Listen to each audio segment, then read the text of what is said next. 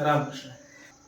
माझ्यासोबत आहेत सुरेश महाराज आढाव, कन्नड तालुका वारकरी संप्रदायाचे अध्यक्ष आहेत. शास्त्रशुद्ध यांनी अभ्यास केला. महाराजांच्या कीर्तनाचं शेड्यूल इतकं टाईट असतं, झोपण्याची वेळ आणि उठण्याची वेळ, आणि याच्यामुळे महाराजांना होत होती ऍसिडिटी.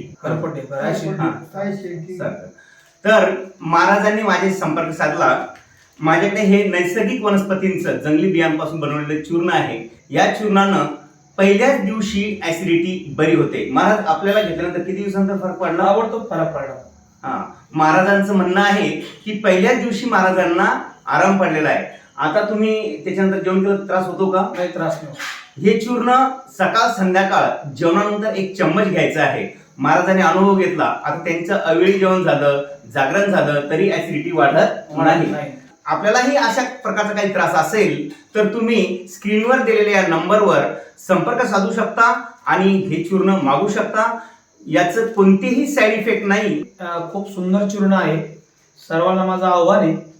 मी बरेच औषध घेऊन पाहिले ऍसिडिटी करता, पण मला आराम मिळाला नाही. पण एक 4 दिवसापासून मी सरांनी दिलेले चूर्ण घेतोय. मला जो त्रास होत होता अगदी 0 कमी झाला. तेलकट थोडं जरी खाल्लं, थोडं तिखट खायला आलं, मला एकदम मी त्या दाताने फिक्क फिक्क खायचो. आता तिखट खाल्ल्यानंतर सुद्धा जेवण झाल्यावर 1 चमचा संध्याकाळ सकाळ दुपार केव्हा घ्या, एकदम या चूर्णाने मला 100% आराम पडला. याची मी 100% ग्वाही देतो. सर्वांना आवाहन करतो, आपणही याचा योग्य वापर करून आपल्या शरीरातील ऍसिडिटी नाही, जे काही कॅन्सर रूपी किंवा काही जे रोग असतील शरीरातल्या, त्या सुद्धा याच्यामधून अगदी बऱ्या होतात. एवढा रिझल्ट या औषधांचा आहे. मी आपल्याला आवाहन करतो की आपण बी या औषध त्या ठिकाणी खरेदी करून, कोणा ऍसिडिटी असेल तर 100% रिझल्ट आहे. रामकृष्ण. महाराज, तुम्ही तुमचा अनुभव आमच्यासोबत शेअर केला. खूप खूप धन्यवाद.